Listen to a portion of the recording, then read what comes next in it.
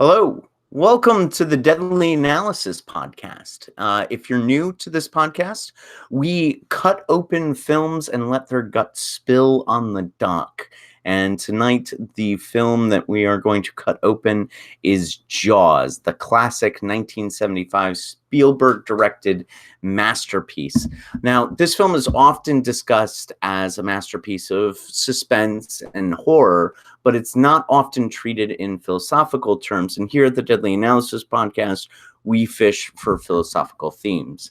All of those puns have been brought to you by our main co-host, Noah Adam, who is off this week. So I am Jim, and I am joined by my friends Shayra and Ben, and we are going to talk about Jaws. Now, it is still the seventh highest grossing film of all time, adjusted for inflation. This is Steven Spielberg's only second release. It stars Roy Scheider, Robert Shaw, and Richard Dreyfuss as three men who are drawn together because a shark is terrorizing a small New England community. If you haven't seen Jaws, where have you been? But what we'll do in this sort of spoiler-filled discussion is delve into some of the philosophical themes of the movie. We'll talk about the filmmaking, and hopefully we will do film criticism the way I like to do film criticism, which is try and help people love the movie more and find more really good ways to love film. And this is definitely a film worth loving. Now, it has often been said that this is a film that is done for the ocean what Alfred Hitchcock's Psycho did for showers. It was a major box office success, blockbuster. It sort of invented the modern age of the blockbuster, but it's also a really good film, and we'll talk about whether or not, or at least how it holds up over the course of the next couple hours. So we'll start with some sort of general questions of my co-hosts, Shayra, Ben. What did you think of Jaws? What is the first, and did you, I know you sort of rewatched the film for the podcast today, but what was your first experience with Jaws? How did Jaws, when did you first discover Jaws, and what was your first experience for it? And how does that experience compare to your experience rewatching it for the podcast? I'll start because Ben might have a more interesting story. I kind of already knew it before I ever watched it because I wasn't allowed to watch certain kinds of movies. And of course, the first thing that ever came up in, kids trying to mess with each other is dun dun. And so I knew that there was nothing new for me when I first watched it. There was nothing exciting for me when I first watched it, at least as far as like the elements that are supposed to freak you out.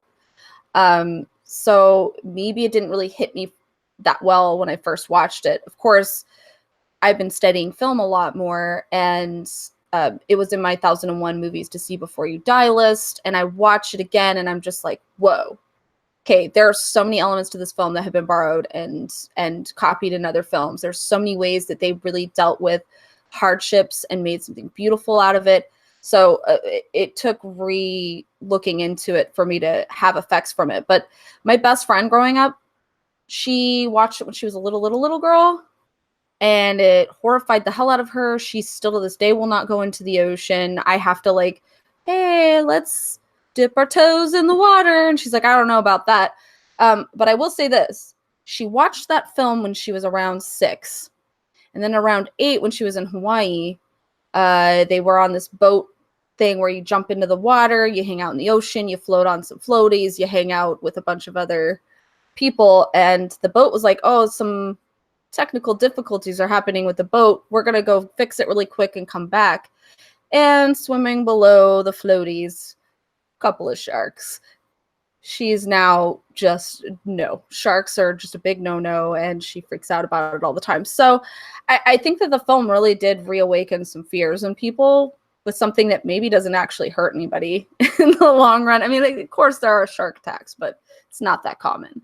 So kudos to them for creating a giant fear in so many people. But yeah, it didn't, the first watch, didn't really hit me that hard, just because I think there was too many spoilers that are just out there because it's such a famous movie. Yeah, I think there are a lot of films like that where you're sort of trained to think that they're great movies, and so going into it, you already know a lot about them and you have seen clips from them, and as a result, it kind of sullies the first viewing. That sort of happened with Casablanca for me, where I'd seen the airport scene so many times that once it actually happened, I was like, oh, but the context kind of fleshes this out, and so it's kind of a weird experience when you're talking about a film that's in the cultural zeitgeist, like Jaws and Star Wars and other films like that. What about you, Ben? What's your first experience with Jaws? Yeah, so I gotta say, I didn't honestly start getting into horror until I don't remember the year, but basically I remember some of the first horror films that I really decided to go see on my own were like, I don't know, like Ghost Ship, Saw, Skeleton Key. Also having seen it from a young age, you know what I mean? And I'd also seen Alien at that time, Evil Dead. With all that kind of like saturation and that sort of like genre of horror being in my mind as being what horror is. Um, and even like with adventure films that I'd gone to see before, even like, you know, maybe like Indiana Jones or something like that, having seen that at some point, I felt like Jaws really didn't strike me at an early age from either angle, because like if you really think about it, I feel like this can be broken up into a horror, adventure, action kind of like film mixed up together. You know, something about just knowing the film was iconic, but it's like about a shark or something and it's kind of old. Like nothing in my younger kind of like viewership of movies really told me this is something that I need to go see. And so whenever I did end up watching it, I feel like there were really low expectations because all I really knew were some of the highlights. Yes, this is about a giant shark. Yes, there are some like notable quotes from it. We're going to need a bigger boat. That's some bad hat hair, you know, whatever. This kind of the theme music, obviously I knew the theme music before I'd ever seen the movie. And so like this is really kind of like all I had in my mind about it. So there were no expectations. Like I went in and watched this at some point, I don't even remember when. And I feel like the more times that I've seen it, like it's always been kind of interesting, but I've been able to appreciate it more. So this viewing for this show was maybe like my fourth or fifth viewing, and every single time I think it's gotten a little bit better. But toward the beginning, like whenever I first watched it, it was completely uneventful. There's really no story, and I wasn't looking for anything in particular in terms of the cinema. So while I did think it was good, I guess I don't think that I was mature enough in my appreciation of film to really understand why it was good. That's really interesting. Yeah, that's sort of the opposite of my experience. Like I knew this was a great movie, so I was like, "Oh, I need to appreciate its greatness and suss out its greatness in my initial viewing." So I remember watching it very, very carefully, going, "All right, so what's great about this shot? What's great about that shot? What's great about the next shot?" And as a result of that, I think the criticality that I had on my initial viewing sort of changed.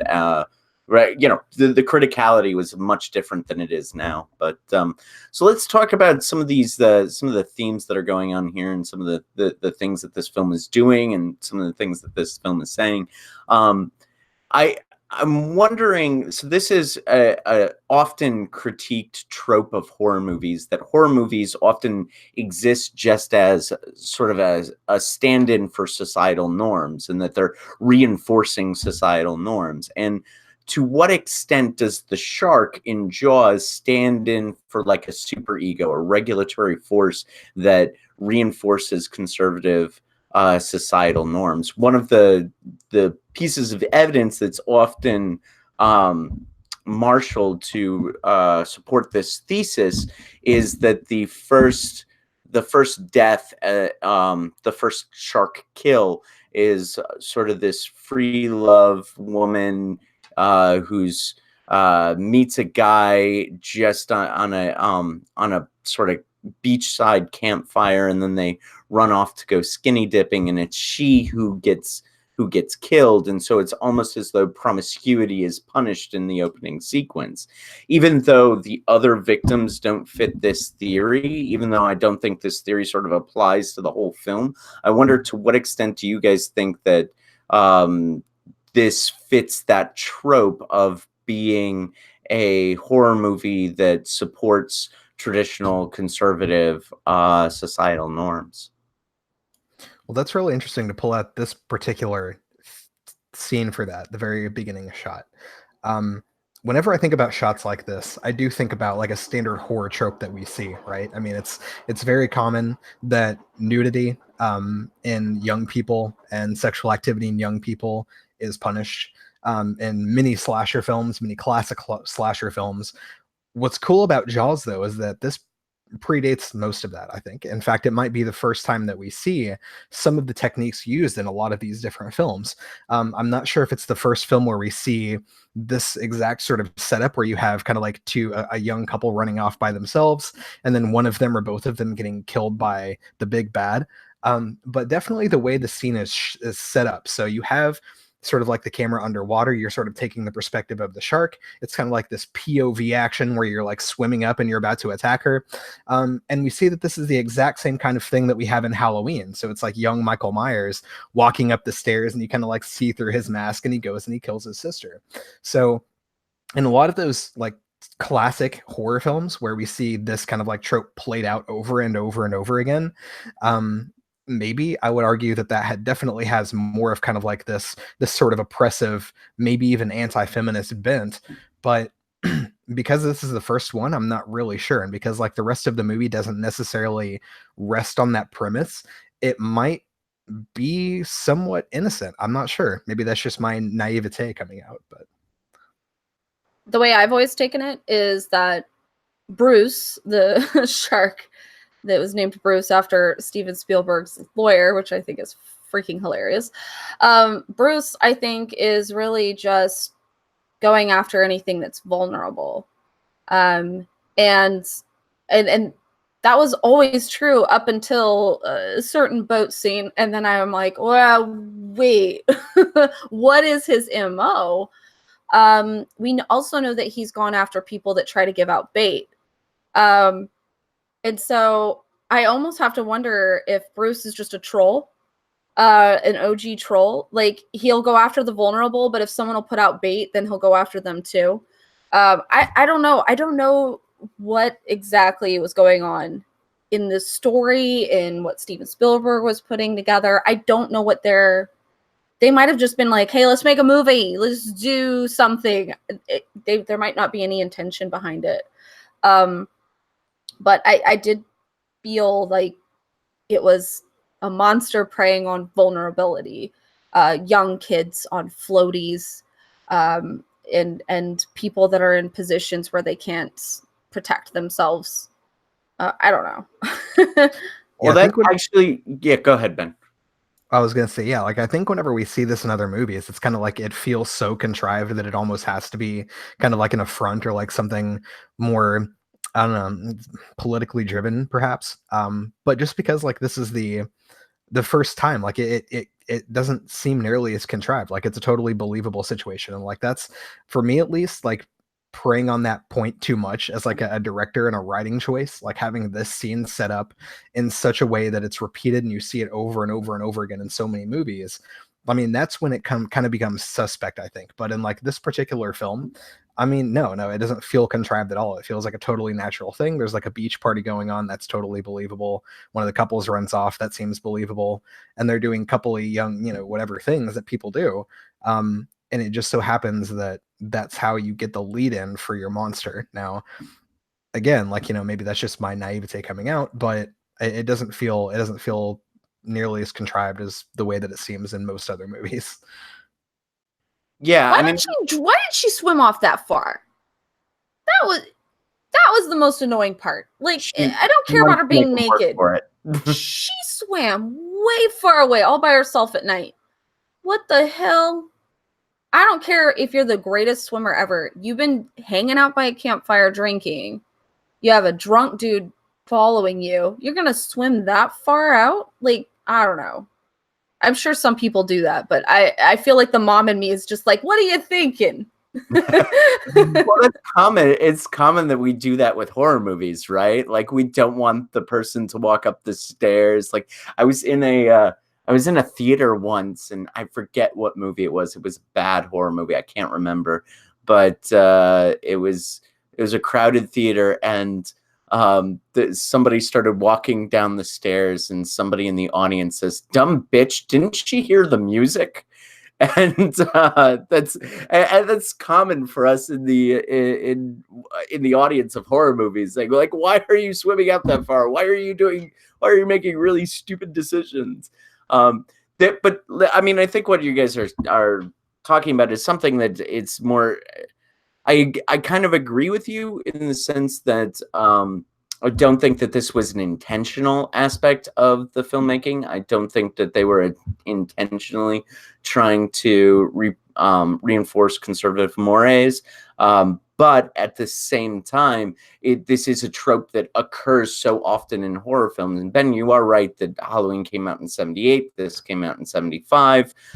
So this certainly predates the Halloween's use of this trope. And I think that it's the slasher genre in the 80s that really popularized this trope and kept this going to the point where it became a cliche that they can make fun of in Cabin in the Woods. But then this does lead to another question about sort of the shark's intentions and how the shark functions both in the film and in our imagination. And that is the question of whether or not this shark is almost Lovecraftian, that it sort of compares to films like Event Horizon, where it's Richard Dreyfuss's character describes the shark as a machine, and that it is just in the shark's nature to eat anything that comes in its wake, and therefore the shark is devoid of a moralizing intent, and it's just it goes back to sort of a Lovecraftian idea of what nature is. That it will just fucking kill you, whether or not you can understand its intent or not. Well, if I could just like roll back for just 1 second on this. So I do think, okay, so maybe it's not a conscious choice, right? So let me kind of like parse this out a little bit. I wonder about if there's any evidence in Spielberg's other work of kind of like similar, because has he done a lot of horror? I guess like Jurassic Park is kind of a horror. But Duel. are there other? His first film, Duel, which you guys have not seen. The TV film, yeah. His first full-length TV film, Duel, yeah. Do you want to tell us about Duel real quick, Shayra? Sorry, I tried to unmute my mic and I ended up taking off my camera. So it's really straightforward. Some people are driving on the road, and there's an asshole in a semi, and the asshole in the semi is driving not so great, and the people get upset about his driving and kind of get road ragey, and he's like, okay, and then it's time to kill. So he's just chasing them down, and it's a lot of Spielberg shots. And I say Spielberg shots because we just know it for Spielberg shots now, but they were already existing and they are definitely very common now. But it's like where you have the semi coming at it and it's like do, like getting closer and closer to the headlights, like it's coming for you, and suspense. It's not really a story. It's just really awesome camera effects that make you scared to drive around and to stop driving even, because who knows who's in that truck and might try to hurt you. So yeah, it's Road Rage, the horror film. Sorry, Ben, we interrupted you. Go ahead. What were you saying about Spielberg and horror and all that? Yeah. So okay, so like this is actually a really good example, I think, of, one film where we definitely see sort of like hyper masculine themes, perhaps. And if you really think about his sort of filmography, I mean, there definitely is like a lot of, I think, male focus in his main characters. Like, it's pretty common. I don't know if it over indexes versus other directors of his time period, but it's definitely there. I'm not sure about like overtly conservative punishment of sexuality. Maybe I just haven't seen his movies enough, obviously. But if we were to think about this, yes, I mean, the person who got killed in the opening shot, she didn't necessarily have to be naked. So like, I think that definitely is a point on the side of objectification and like showing that this is about sexuality being punished in a very subtle sort of way.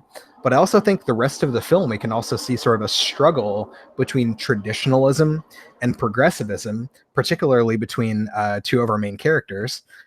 Excuse me while I Quint and Hooper, where Hooper, of course, is trying to bring in sort of like these newfangled solutions to certain problems, whereas Quint's obviously very much traditionalist.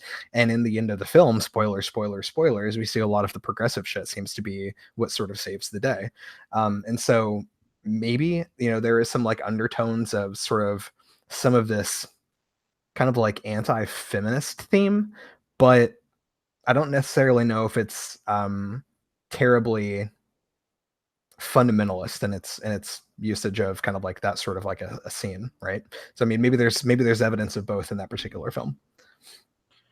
Yeah, I think you bring up good points. Go ahead, Shira. My political bend to this film is something that I want to bring up that is so common in the 70s and the 80s and is now seen as like evil and SJW horseshit. Capitalism is evil. Capitalism is evil is the story. You have a mayor who wants to make a lot of money off of people going to the beach and having fun. All of the stores in the area are like, hey, you can't tell people not to go to the beach. If you tell them to not go to the beach, then we don't have money. We're all going to, suffer. And so the mayor continues not only to rewrite history and say that, oh, that wasn't a shark attack, that was a boat like malfunction or something. He keeps trying to rewrite stuff so that they can make money. And even when they get to these like horrific situations have happened, the mayor then goes, well, I was just looking out for the best interest of the town. And it's like money, that you were looking out for money and you put money above lives. And that was such a huge storyline in the 70s and 80s. And shit, you go back all the way to the freaking 20s, 30s, and 40s, you'll see these kinds of storylines. But all of a sudden now it's SJW, bullshit. If you say corporate, capitalist assholes are the bad guys. Like, you can't have capitalism be bad. Otherwise, it's a political message. But seriously, watch Jaws. It's very clearly saying that the people with their bottom line of money over people's lives, it's capitalism sucks. Yeah, let's kind of suss out. Look, I agree with you, obviously, especially on the political point. And I think that the film clearly tries to direct us into believing that capitalism sucks and it's money that motivates the mayor's decisions, and that those decisions ultimately suck and are bad and blah blah blah blah blah. But like, if I can play devil's advocate for a moment, even though I agree with you, I'm going to play devil's advocate for a moment, even though sort of arguing against myself. And, the mayor is depicted negatively. But do they have a point? Safety is part of the state's responsibility. Clearly, it's part of the state's responsibility, the mayor's responsibility, to ensure safety, to warn the public about real and credible threats. That's obvious that's part of what they need to do.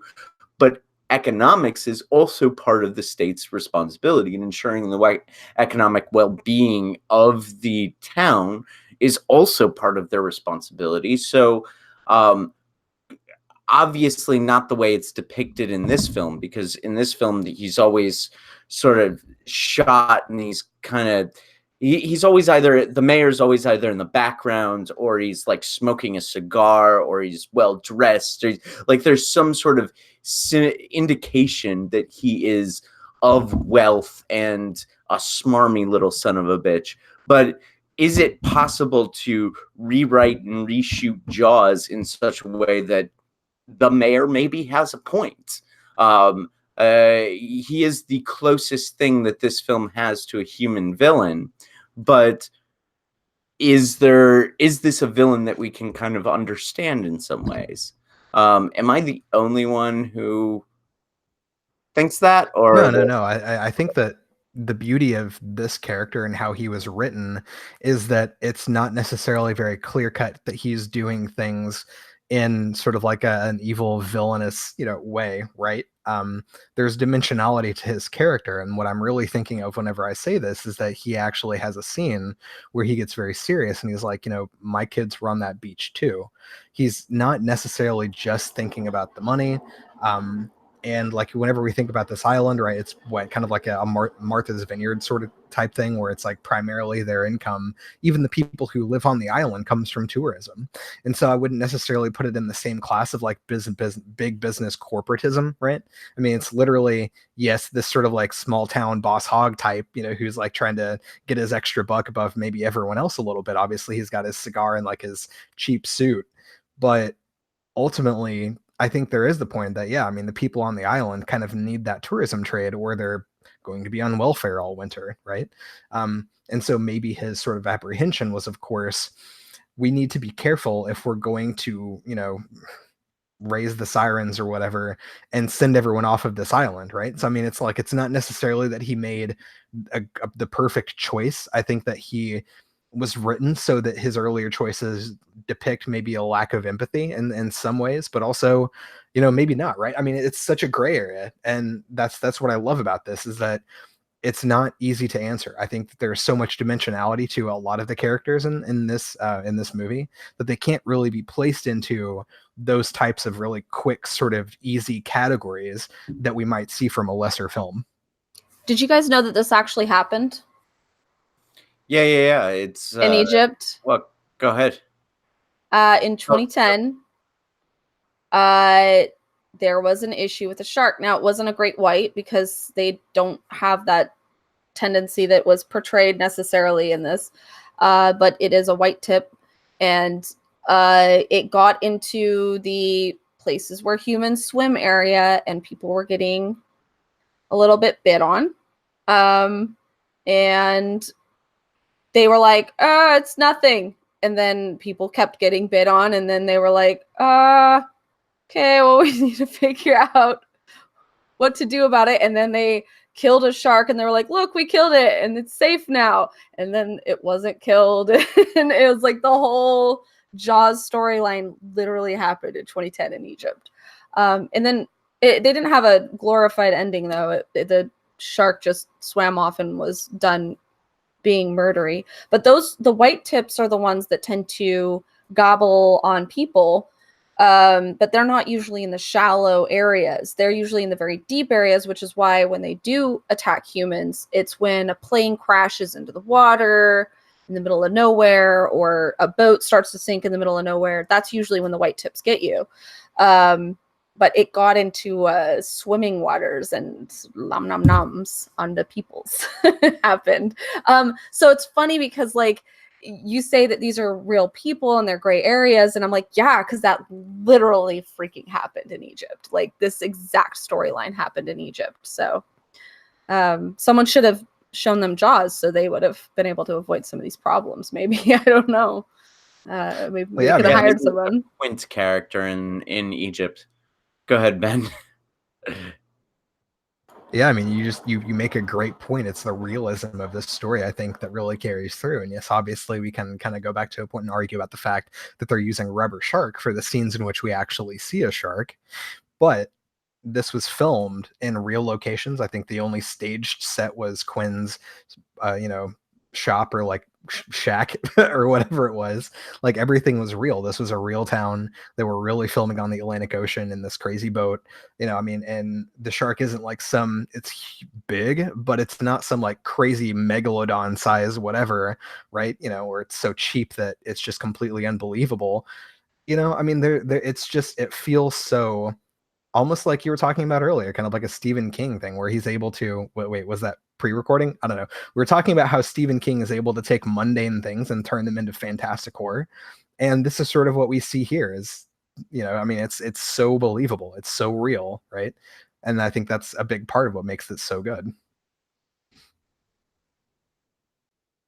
Yeah, these characters, I mean, this is one of the things that I think what Jaws has left in its wake some good lessons and bad lessons for Hollywood and Hollywood blockbusters. As I said in the introduction, it was the first Hollywood blockbuster. It wasn't the first one that was widely distributed, but the slam bang marketing campaign that didn't necessarily work for other films definitely worked for Jaws. And in the wake of Jaws, Hollywood has learned a lot of the wrong lessons, that we need a megalodon, as I was saying to the Meg just last year, that we need just a big shark, and that's all that we need in order to bring people to the theaters. And in fact, the majority of Jaws focuses on character interaction. In fact, the majority of our conversation has been, what does the mayor represent? What does Brody represent? And we'll talk about masculinity here in a minute, and how each of those characters sort of represents a different idea of masculinity. But all of these, you don't actually see the shark for like the first 80% of the film. And that is that's part of what the Hollywood learned wrong about Jaws. They think that all you needed was a scary monster in order to make a good film, but actually what you needed, and what I think people glommed onto with regard to this film, is the interaction of the characters and how all of the characters seem like real people. How Brody seems like a real well-meaning cop, and how the mayor's interests are both evil, both understandable but also unethical. Those are, yeah, you saw how I caught myself. I saw you laughing there, Shayra. Yeah. So I think that's it's an interesting aspect of this movie that we that deserves a little bit more attention than I think many Hollywood execs paid to. So Hollywood execs were paying attention to the idea that all we needed was a shark and some big action sequences, when actually we needed relatable characters and real human interactions. I think even beyond that, the lesson they really should have learned here is really, yes, I agree that it's about the characters. Jaws isn't so much about the shark as the movie poster might lead you to believe. But what they really got right, I guess, like what Spielberg really got right here, wasn't just that, okay, so there's interesting characters, they're well acted, there's tension, they don't show the shark. It's really like an interaction and a combination of a lot of different things. So I mean, there's definitely some interesting conflict, I think, that we see. We have conflicting motivations all the way throughout the film. We have arguments, disagreements, a rise in conflict and resolution that happens over and over and over again on a micro scale, all leading up to like the big finale, right? But throughout the course of those conflicts and those mini objectives, those like mini storylines, that's how we seed in the character development. So we actually see and learn more about how each character kind of like grows and like their motivations and kind of like their backstories and what makes them interesting and their dimensionality through those miniature conflicts. But even through that, additionally, we see, and this is particularly important for horror, as we learn more about those characters through those conflicts, we get those subtle cues that seed the larger fear and more toward the end of the film. How many times were there different suggestions and scenes of this movie that the thing to be afraid of was being completely helpless in the open water with this thing coming to get you that you can't see? Over and over and over again, this was played out, this was played out, this was played out, until at the final ending sort of like sequence, we see the boat going down. One guy jumps right through, like down the boat into the shark's throat. Like everything is disappearing. Hope is disappearing. The flame is going out. And then boom, a miracle happens that seemingly rescues at least two of the characters. Smile, you son of a bitch. Yeah, right. It was perfect. Everything led up to that one moment, and it was perfectly integrated and seamlessly seated together to build to that point. It's right. And you're talking not just about you're talking about what we need for really good storytelling, and that is, and especially in film, we often need something that, like a setup, a reminder, and then the payoff. And this is done expertly with the compressed air tank, which is the ultimate end of the shark. The compressed air tank is set up as being possibly volatile. One character explains to another why it's volatile. And then there's a reminder. It's just in a very subtle shot where the air tank jostles a bit, and Roy Scheider looks over at it really concerned, and then they continue with the rest of the action in that sequence. And then finally the payoff when he shoots the air tank and blows the shark's head off. This is what you're talking about is specific film school 101 setup, reminder, payoff, storytelling techniques that Spielberg deploys expertly in this, because it's so subtle and because it ends up playing both on our conscious and subconscious minds. Well, if nothing else, the thing that Spielberg does is he was a film buff. Him and all of his friends were nerds about films. They were always studying film. They were basically doing the stuff that you're supposed to do, taking the basics of storytelling, like with George Lucas. His friend George Lucas took the hero's journey, turned it into Star Wars, and made a space Western hero's journey out of the basic gist. And even, you know, when you look at the way the hero's journey is supposed to be, you could actually look at Star Wars and piece out how it's perfectly put there. It's not necessarily that they're extremely innovative. What happened is this group of guys, that they were all buddies, they were film nerds that were like, hey, let's like steady this shit and make some shit. And it was an amazing time for filmmaking, right? Yeah. And Jaws is where this came, boom, right there. And you actually see this with basic character conflict. And I know, Ben, you covered this, but the basic character conflicts are where there's two characters where they have completely opposing sides. So you have the book learner and the, you know, guy who just knows stuff because he's been through the streets. And then they're conflicting the whole time. Let's compare scars now, motherfucker. Like, they're just so mad at each other. But they actually are bonding. And I guess in that way, that's why some people might see it as masculine, right? It's like, I hate you. Look how amazing I am. Here's my ego. And now we're best friends. And it's like, I guess that's masculinity, if you will. But I don't know. It's like they took the basics of the stuff that they learned in school and the stuff that they had played around with in their heads together, and they just said, let's just do something. Let's just do stuff together. Yeah, I think you're right. Like, the 70s were, for my money, the greatest decade in the history of American film, and it has a lot to do with Spielberg, Lucas, and Coppola, along with, you know, later Scorsese, Sidney Lumet.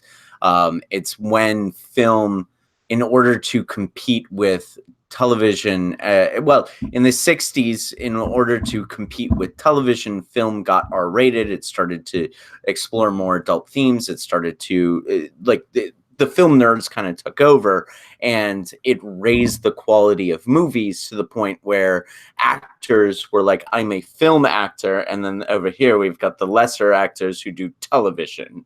And there wasn't as much crossover as there is now. That's this, you can sort of map the 70s as sort of this apotheosis of all the best things that happen in film. Up until it's sort of a logical conclusion of what was happening up till that time in order to compete with television and other rising media.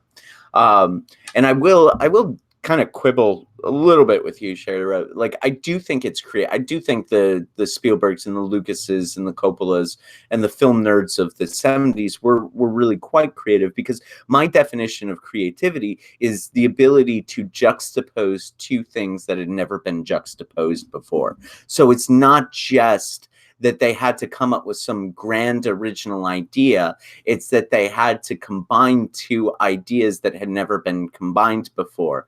Like Lucas says, I'm going to combine a Western with space, and I'm going to make a space Western. You know, so that's juxtaposing two things that had never been juxtaposed. Now, you can quibble with the word never, because Star Trek was doing Star Wars long before Star Wars was even thought of. So, you know, but nevertheless, the point is that it's in the combination of two things that are not necessarily normally related, that I think that's where creativity. All right, here's how I'll deal. And I 100% agree. Creativity is taking many different parts and piecing it together in your own weird way. I love that. Everybody steals from everybody. There's nothing original out there, period. But I will say this. I feel like the 70s for these directors, and I'm not even bringing them down because they're fucking amazing. All of them are amazing. But I feel like they were school projects. They were like, I learned this thing. I do a project. They're just like, oh yeah, I'm doing a project. Fine, it's about a truck. It's about a shark. Whatever. So I think that that's what's amazing. I wish I had that kind of gumption, right? Like I'm learning all these things. Sorry, there's dogs. I'm learning all these things, and I'm like, I want to just go out and do stuff. Why can't I just make a movie about a truck? Why can't I just go make a movie about a shark? I should just go make a movie about a truck and a shark, you know? There's two things that have never been juxtaposed before: a truck and a shark. We've got the new Trucknado or shark truck. I don't know. You get the idea. Here's what it's going to be. It's going to be like Twister, where they've got like the big thing full of those sensors in the back of a truck, but they're going to be trying to send those into the Sharknado, right? So here is your truck Sharknado mashup. Boom, done. That's fantastic. That's fantastic, Ben. And I also like how in the comments you you narrated our resolution and conflict. That was great. That was, if you're not seeing the comments, it's hilarious when Ben meta narrates his own podcast. All right. So we talked a lot. We sort of touched on this idea a lot. But let's explore this a little bit more. I'm going to sort of proffer a theory about how masculinity is depicted in this film, and I'd like to hear you guys sort of comment on it and tell me that I'm wrong, or tell me that I'm right. That's cool too.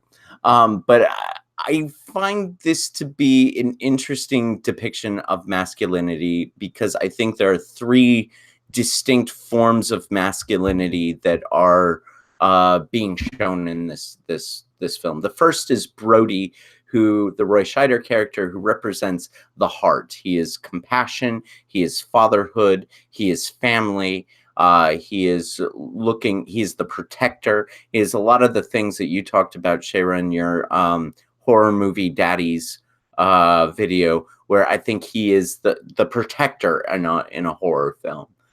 Then you've got Hooper, who is the head. He is analysis, he's science, he's intellectual. So these two different aspects that, yeah, he's also ye of goofy faces as well. And then third, you have Quint, who is the phallic form of masculinity. He represents drive, ambition, destruction. And so I think you get to see these three characters as metonyms for larger constructs of masculinity. And we get to see all three of them sort of come together in the second half of the movie, where it becomes basically three men on a boat. And I wonder what you guys think about that, and whether or not you have anything to add to that, or if I am completely wrong or whatever. I just want to say 3 Men on a Boat would make a great porn. And if anybody wants to make that, I'm willing to watch. Can we add a shark too? 3 Men on a Boat with a shark. We'll see after the shark, it actually becomes 2.5 men. If you know, anyway. That's awful. I just heard Quint go, and then his last little. That's what happens when he gets last bit. Poor Quint. You know, Hooper was supposed to die. He was supposed to die. Yeah. Doesn't look. The reason why he didn't die was a bunch of Australians sent some footage of a shark cage and some sharks like beating it up and stuff. And Spielberg liked the shot of the cage getting attacked by the shark without anybody in it so well. He was like, I'll just let him live.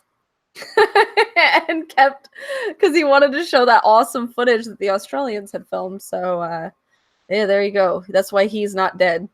It's because of awesome Australian footage. I don't know if that's true. I saw it in some documentary, but Yeah, I didn't see that. I didn't know that that was true. I think he dies in the book. I don't know. I'm not. I he dies in the book, and he has an affair with Brody's wife in the book. Right. Yeah. And in this, he's a lot more. You just like the guy a little bit more in this one, I guess. This is why I claim that Peter Benchley is an accidental genius. He had all kinds of really bad ideas in the book that never made it into the film, and so we sort of ascribe all the genius of the film to Peter Benchley, even though most of the creative choices that he makes in the book are actually really quite bad.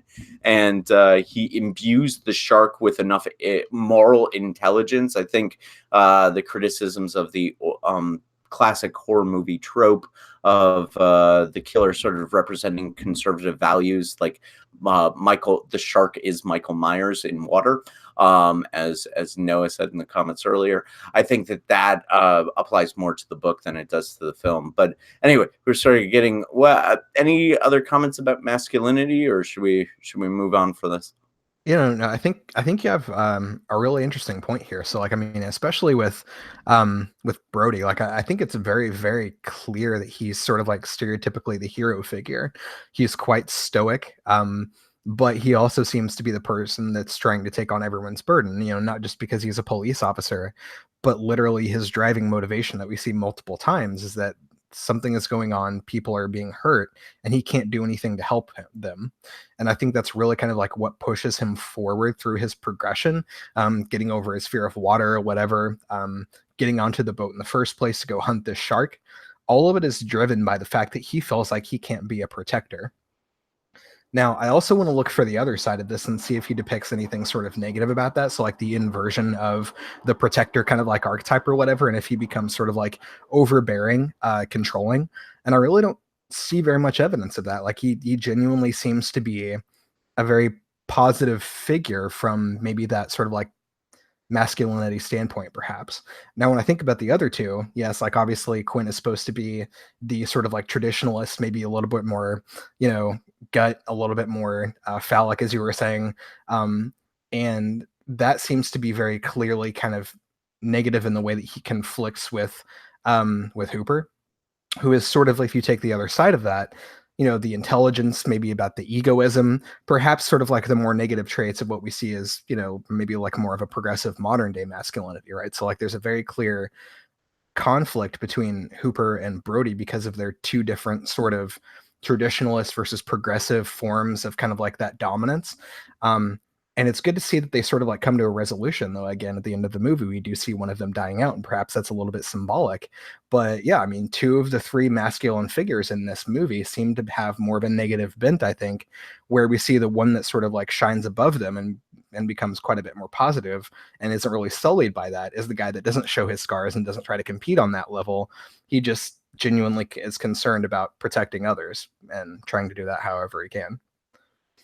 I will point out the guy who made fun of the college learned guy for being a hippie liberal, he didn't make it. And the hippie liberal who was college learned, he managed to survive. So maybe that was what Spielberg was trying to put forth. That could be it. And that's the other interesting reason why Hooper was supposed to die. I wonder if that was actually supposed to be kind of a little more of what you could draw as a theme from the book, where those two different sort of negative masculine attributes, stereotypes, if you will, cancel each other out and destroy each other. Whereas like kind of like the more timeless elements that we can draw from what masculinity may symbolize is the thing that persists. Or is Brody the guy, and then you have these other two guys as the like angel and devil on the shoulder that are arguing with each other, and they're supposed to die off when you finally figured out your own conscience. I don't know. But it didn't work out that way because the college learned cheating with your wife guy ended up surviving. So we don't know that happened in the movie. Yeah, we should say he cheated with his with Brody's wife in in the book, but not in the film. And then, of course, during the climax of the film, he goes to hide under some ocean bushes instead of engaging in the fight with Brody. But then again, it would have been relatively difficult for him to pop up and say, "Hey, you need any help here?"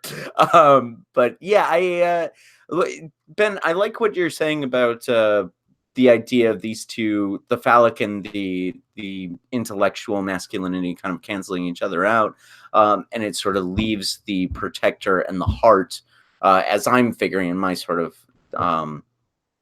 in my tech. In my labels that I'm putting on this film. But I wonder about Brody's relationship with his wife and his sort of family drama, and how that sort of impacts affects how we view Brody's sense of masculinity.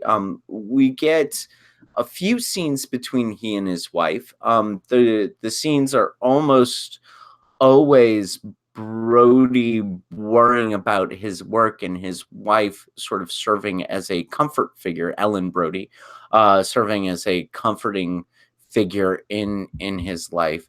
And then, of course, we get the incredibly great scene where he's doing all the poses of worry, and the son is imitating all of the poses of worry at over uneaten dinner, and that is, first of all, that's just an adorable as fuck scene. But I like how his domestic life is still somewhat troubling to me, because I feel as though there's something troubling about that domestic situation, and I think it has a lot to do with the relationship between Brody and his wife, which, granted, while not totally explored in the film, also there seems to be some tension there. And I wonder if that sort of throws a fly in the ointment as we're trying to elevate Brody to this grand hero status in this film. Well, I definitely wouldn't elevate him to that point because I don't think any of the characters are written that way. He has his grays as well, even though they might be a little bit harder to find. The tension that you're picking up on may be related to one of the many subplots in this film where they moved to this island. They're outsiders coming from New York City, and he did that for his career. It's a very storybook tale, right? Did he do that very for his? Did he do that for his career, or did he do that for his wife? Isn't there obviously. that one moment where he's narrating? He's saying, "Oh, let's move to. It'll be safe there," and blah blah blah. I think he's talking in the voice of his wife in that case, or am I Oh, mistaken? got you. Well, it might have been for those reasons. I feel like there is definitely, you kind of see some scenes where it seems like she wants to leave. And he probably made the decision, for whatever reason, to pull them there, kind of like as the ultimate head of the household. Like, I mean, going back to the way you frame this family and like their home life, it does seem very sort of like traditional, you know what I mean? Where it's like he's kind of like the one in charge. You have a stay-at-home mom, you have the young son. And while there does seem to be like warmth and playfulness, and there's not a whole lot of like negative conflict, I think, yeah, you do see that tension where it seemed to me like maybe she was not necessarily comfortable there. Like, she has this conversation with someone else asking when she's going to become an Islander, and they're like, no, never. Unless you're born here, you're never going to be an Islander. You're never going to be one of us, kind of thing. And whenever the trouble starts, she actually asks him, kind of like maybe not necessarily a perfect interpretation of what he said, but hinting that she perhaps thinks it's better to just move away and go back to New York. You know what I mean? So it's like, it's hinted at there that perhaps there is sort of like that conflict, and he maybe made the ultimate decision of what was going to happen with his family. Which of course is maybe something that we see as not necessarily sort of like an equal kind of like share of the decision making in a household that we would value today. Anyway, like that might be part of what you're picking up on. Does that make sense? Does that sound about right? I want to weigh on in this because this is how the female male situation tends to occur in our world. Even to this day, but probably way more so than back in the day. Back in the day, women didn't like go, we're making this decision and we're going to do this for our family. What they would do is they would be like, hey, this would be really great for the kids. Hey, this might be a really nice place for us to live. Hey, this might be a lot safer than New York City. Hey, this might be a better life to live, to try to implant these thoughts into the guy to make him make the ultimate decision. And this is why everyone says that behind every great man, there's a woman, or the women are the ones that are actually wearing the pants in the family. And it's because of how women have had to use the way they discuss issues in the home in a less authoritative way, but more of a, hey, here's a seed plant of an idea. But here's what happens when it doesn't go perfectly. The guy will throw your words back in your face and be like, oh, this is so safe. Hey, I don't remember the sun being in this room. Oh, it was fall, honey. And they're having these, like, that's literally how marriage works. Like, you fight like that. It's really weird, petty arguments right from the moment you wake up. Like, just for some reason you do that shit. And thanks for giving me another reason not to get married. I mean, it's just relationships. It's just people. Like, this is how you interact. But like, I think that they were trying to put forth a legit relationship. Like, that's just the kind of conflict married couples have. And making decisions on what is the safest and best way to raise your children together. Like, that's a really big decision, especially when it comes to safety, right? Like, New York, I don't know if you guys remember New York in the 70s, but I've seen some news reports. It was a pretty scary place at times. So you'd think Martha's Vineyard would be a little bit of a bump up. Didn't factor in the shark attacks. Oh, well.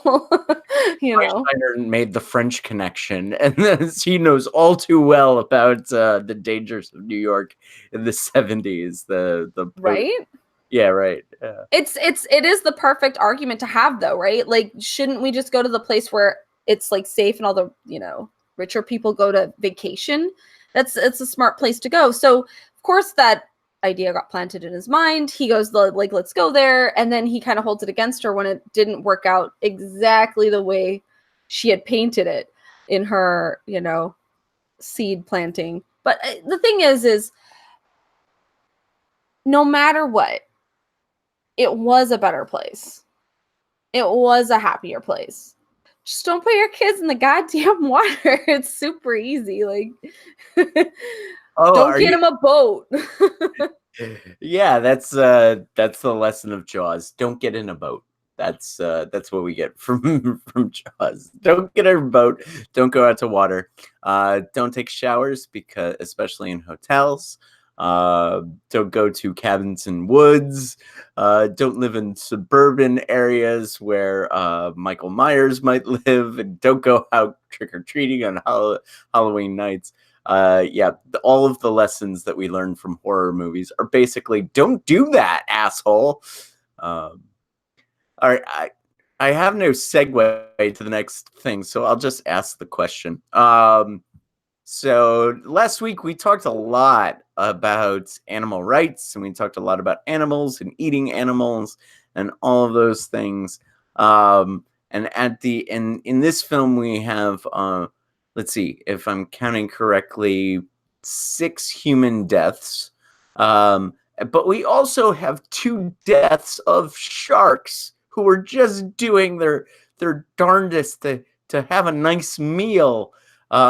Do we have any sympathy for the shark in this movie, or was Spielberg able to cast the shark as the villain in this film, so that we don't... I have sympathy for the devil playing in my mind now, so thanks for that. But the question is like, the shark is not doing anything that's not of its nature. Like, it's just looking for dinner. It's looking for a meal. And there happens to be some really tasty naked people doing some skinny dipping things. And the shark's not doing anything wrong. And as Richard Dreyfuss's character explains in one scene, the shark is he calls it a machine, but its job is just to eat, swim, and make baby sharks. In what sense are any of our sympathies tied to the shark? Is it just me who who thinks that that the shark deserves maybe a little bit of sympathy. It's got its head blown off. Aren't you a pescatarian? What is a shark? Is a shark a mammal? I don't know. No, I guess I would eat sharks, but Ha shark fin soup is actually really immoral in its production. So I'll give that part. I won't eat shark fin soup. Go ahead, Ben. You seem like you were going to jump on the animal rights bandwagon. Yeah, I got something. I'm the pescatarian, and the rest of you two eat meat. So I'm definitely outnumbered. Where's Garrett when I need him? Yeah, unfortunately, I don't have like a shark steak or whatever that I can just like fork up here while I'm talking about this hypocritically. No, like I honestly think there is a little bit of a character study to be had on the shark as well, even though he is a lifeless, amoral, eating, killing machine with no agency. He probably is just doing whatever sharks are programmed to do. I think that's quite interesting, though, because everyone else sort of that we see in this film kind of like has basically the exact same motivations as the shark. The shark is literally just trying to eat to survive. It found a hunting ground, just like sharks are apt to do. The signals that sort of draw sharks, and I even saw this in like a book that Brody was reading, but the people swimming in the water are literally the kind of struggling sort of vibrations and signals that sharks are attracted to whenever they're looking for food. So I don't think that it was necessarily, and of course, because we're talking about an animal here, you know, it doesn't have that same moral agency that people have. But again, like its motivation was just to survive. I think the people on the beach in Brody probably had the exact same thing. They didn't want their kids to die. He wanted to protect his own people, the humans. And even the mayor, like even if you look at it at this level, the mayor trying to protect everyone's financial interests, just wanting the town as a whole to survive. So, you know, people kept coming in and bringing money so that they would have money to eat and build and grow and live. It really seems to be the key theme here, that the core motivation behind what everyone is doing is that they're just trying to survive. And so from that basic level, I think, yeah, the shark is an interesting sort of understandable character, if you will, maybe a fourth main character in this movie with that kind of like a motivation. Now, does that mean that it deserves sympathy? I don't necessarily think so, because again, it's not like a moral agent. It's not doing this for any particular reason. It's just acting in a certain way, and then the people are reacting in a certain way. You know, I mean, it's just a common struggle. It's a will to power, if you will. They're both doing what they can to survive. And in this particular instance, it means that they have conflicting objectives. I see this as a watery antichrist. Man versus nature. Always what we're gonna come to, right? with these kinds of stories, right? Like it's man versus nature. Who's gonna win? Nature. We're gonna die first. It's inevitable. Unless we have a gun and a compressed air tank, and then we can blow nature's head off. I want to draw.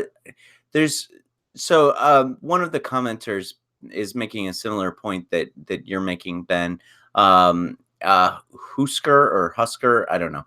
Heusker, says, I don't have any shark sympathy in the movie. Spielberg was able to do that. I think he's right, or he or she is right in that case. But the quote is, ever look into a shark's eyes, all dead and lifeless, doll's eyes. But the continuation of that quote is, except when he bites you, then his eyes go all white.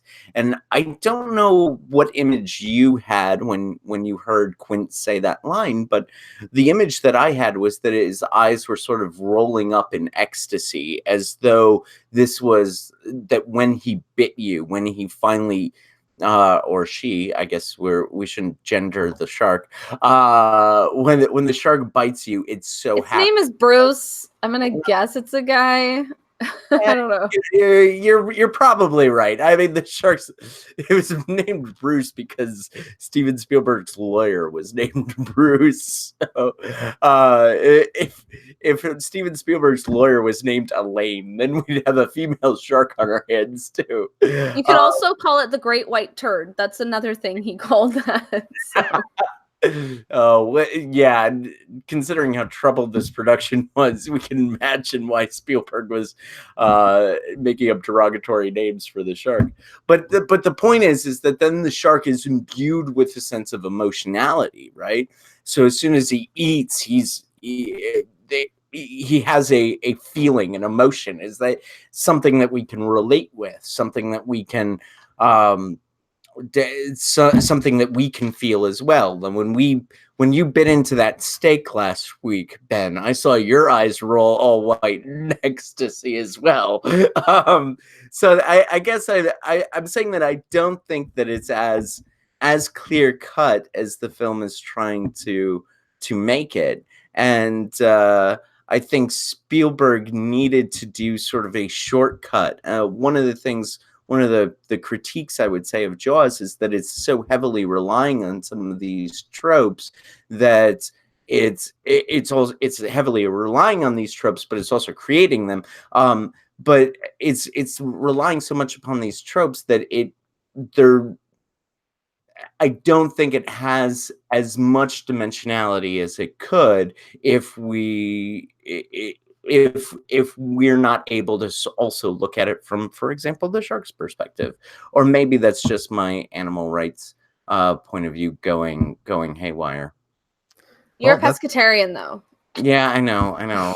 So, my hypocrisy knows no bounds. You, in fact, do not have that vegan halo. You don't have the superpowers that we might have seen in a Scott Pilgrim. Right. You're not there quite yet. You've got to get rid of the fish man, and then you're going to be above all reproach. It's going to be fine.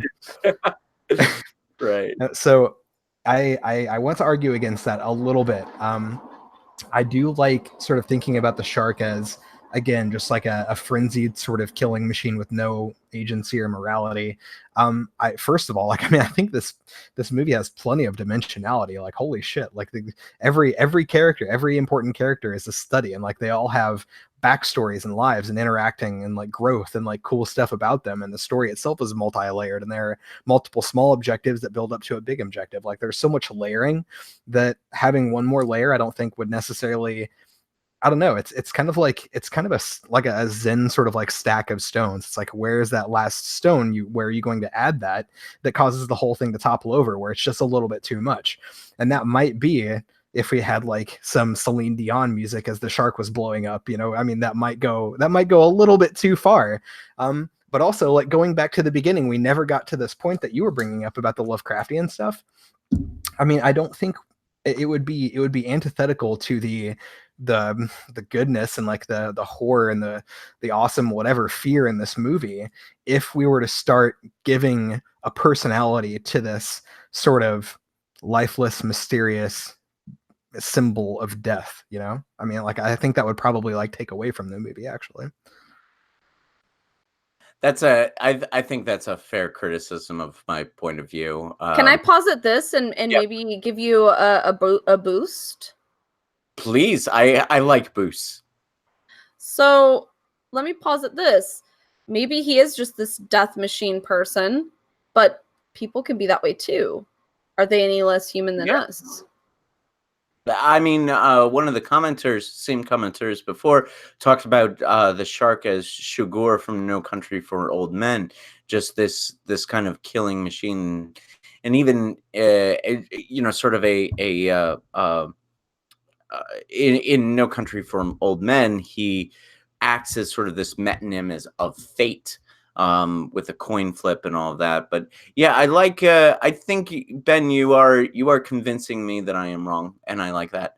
And Shara, thank you for trying to convince me that I am right. But in the end, I think it's when we're dealing with films about animals, it's very rare that we take the animal's perspective. I don't think we'll never do the film The Edge, but if we were to ever do the film The Edge, I would wonder how we would look at it from, for example, the bear's perspective in that movie. But this, it's sort of an interesting question and something up for debate. And Ben has successfully convinced me that I'm wrong. Well, I mean, if we ever, from his perspective, though, I mean, we see it from all the killers' perspectives. We always have the camera as perspective of the killer. We have the POV shot. Those pop up. Are we the killer, though, when we're in those shots? And that's actually something that, Cabin in the Woods and other films have tried to ask us. Are we trying to live this fantasy of being the killer? Are we trying to be killer sharks in our own fantasies? Is this something we want to be? Like, do you want to be a killer shark that, randomly attacks women in the water who are vulnerable and swimming around and squirming around? Like, I don't know. That's actually why people get problems with, or have problems with horror films, is, are you living vicariously through the shark? No. I've watched the news lately. It's bad to pursue women in underwater. It's not. They don't like that. It's what? Yeah. Let's. But Ben, you were bringing back this idea of the Lovecraftian elements of the shark. Do we want to explore that a little bit more? Well, absolutely. First of all, I do want to say though that if we ever, I don't think we've done this, and forgive me, Noah, if we have, and I just forgot about it. But if we ever manage to do the gray, and like we can sort of present that as an existential horror, dude, we will absolutely take the perspective of the wolves. You know what I mean? Like, and I think that's the film to have that discussion much more than Jaws is. We should have that. Yeah, I agree. I definitely agree. Although I will say, when we talk about the void and like looking into the void, I guess the real void could be the ocean. Why not? And it's one of the most unexplored parts of our planet. Like, we don't know a lot of the creatures there. There's a lot of weird ass shit we haven't discovered yet that's deep within the depths of the ocean. There's a lot of topography that we haven't figured out yet. It's unexplored. Like, we talk about exploring space, we could literally just explore the ocean and find alien life. It's here. We already have aliens here. We could explore. Are we talking about the abyss now? Maybe the abyss, the void, whatever. Like, it could be Lovecraftian when we talk about the ocean. Like, there's so much unexplored, whatever the fuck.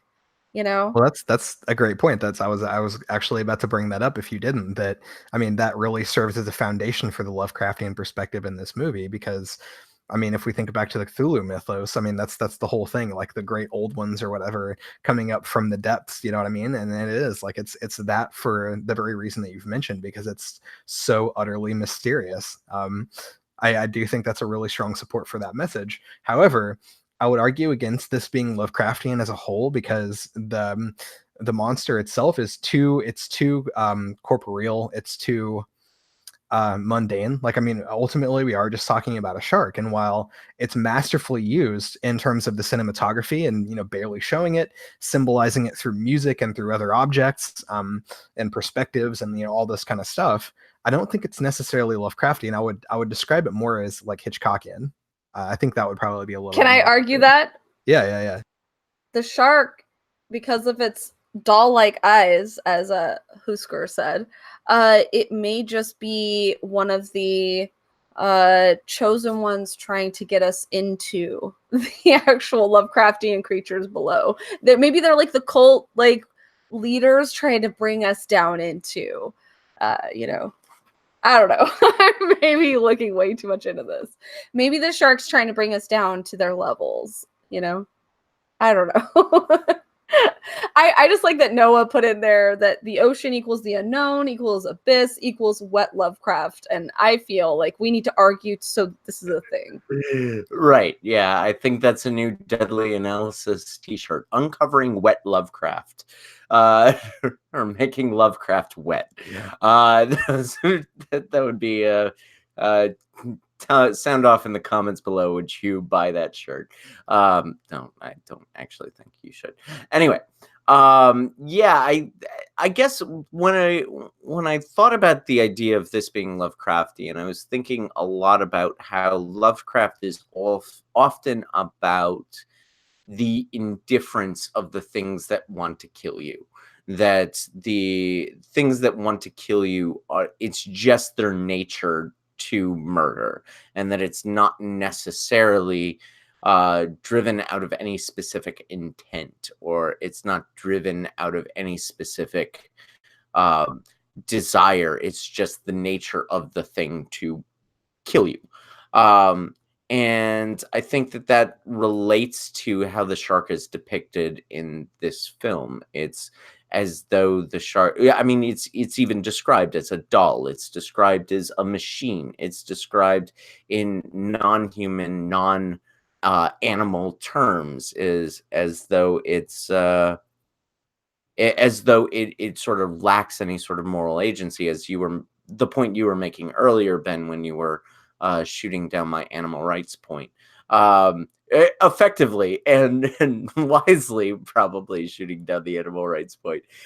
So yeah, I think that's how I was approaching it. Maybe it doesn't fit all of the necessary aspects of Lovecraft in order to make it truly Lovecraftian, but are there elements there? Maybe to what degree is it Lovecraftian,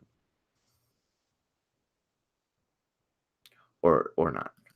No, sorry, I was struggling to find my unmute. No, I definitely see that, right? And so like there's also this element of sort of Lovecraft, and this is coming up maybe as a joke in the chat a little bit, but I do want to at least address this about the whole ocean as chaos. And I mean, I could definitely see that, right? Because like you have this perspective where the boat is sinking, all their hope is disappearing. Like that's the core fear, is being helpless, alone in this sort of like water. I don't know, whatever. I can't even think of flowery language to describe this, just because it's so utterly mundane. But yeah, I mean, if you think about it as chaos, yes, I mean, that sort of represents death, right? You've sunken into this place where you have no control over your own fate, and something is probably coming to kill you. I definitely see that. But still, whenever I think about Lovecraft as being sort of more of a cosmic scale, the ocean is vast and mysterious and chaotic, but it's not quite to that level. And also, like I think if you're going to try to pull themes about like order versus chaos, and that kind of like sort of a deeper analysis of what you're seeing in Jaws, you might be more apt to sort of like read something like Moby Dick. And like I'm not going to go into this like in a lot of detail, and I'm not going to pretend to be like an expert on this book or anything, but I do think that you could almost conceptualize Jaws as being sort of like a sort of more accessible version of some of those themes, maybe. But if you're looking for that kind of like heavy symbolism, that's where you're probably going to find it. Or maybe either that or like The Old Man in the Sea, something like that. You are going to find a lot of that in Moby Dick. I've read Moby Dick, and it's a bit of a project. I think there were three books that were the most difficult to read, and that was James Joyce's Ulysses, David Foster Wallace's Infinite Jest, and Moby Dick, which is long and tough to read. But we do have a very Captain Ahab character in the person of Quint in this film. Quint is very similar to Captain Ahab, driven by ambition, driven by revenge, driven by aggression, and ultimately dying. Spoilers for Moby Dick. I hate spoiling a 200-year-old book, but so yeah, there's some interesting themes going on in Moby Dick. Also, his as boat was relates named to Orca. Orca, and then it's not named Orca in Moby Dick. It's named There's similarities to like naming your boat a proper name, though. And maybe that's where the unoriginality came. Is the book, the person who wrote the story that inspired Jaws? Maybe he was reading some Moby Dick and decided to create some stuff, but it's still creative, and that's where I still go back to that. Like, yeah, it's maybe not original, but it's creative, and I don't know. It made a really awesome movie that we watched. A movie that was rife with tons of issues, and actually the crew called flaws throughout the making of it. So Yeah, let's talk about that. This is a famously troubled production.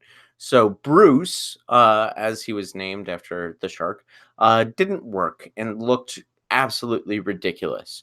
And so what did Spielberg do? How do you make a shark movie and you don't have a shark? Well, you turn the camera into the shark.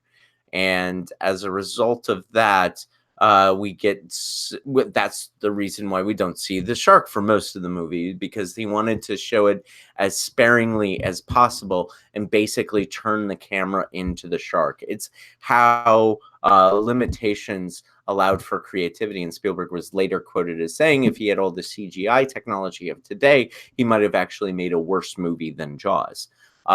Those are not only that, the production ran 100 days over schedule. It was supposed to be a 55-day shoot, and it was almost 3 times that.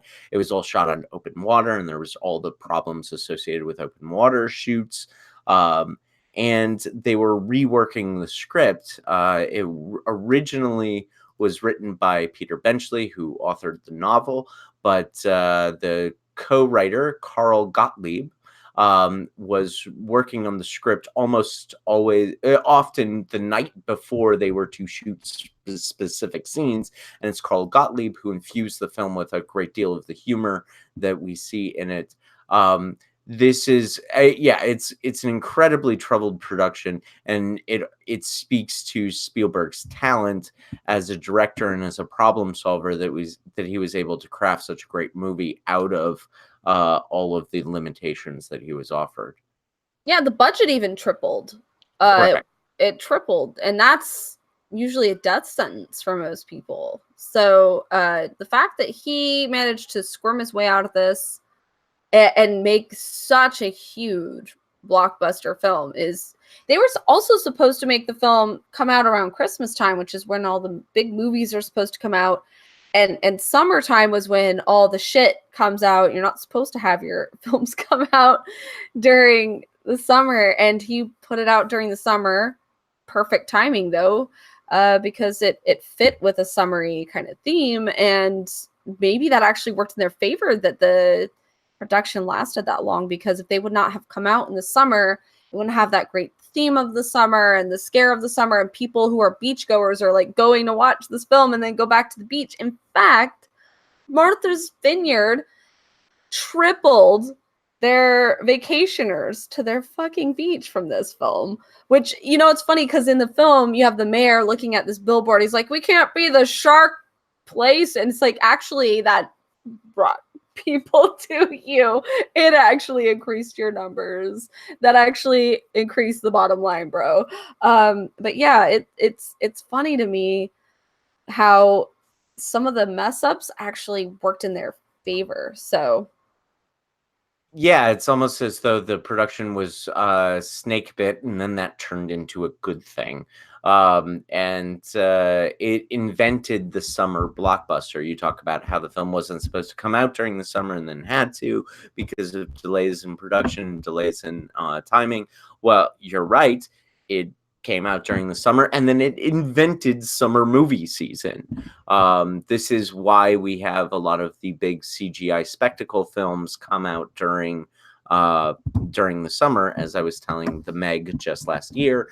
And yeah, I mean, we're getting Godzilla King of the Monsters. We're getting other films right now that are Spider-Man Far From Home is coming out later this week.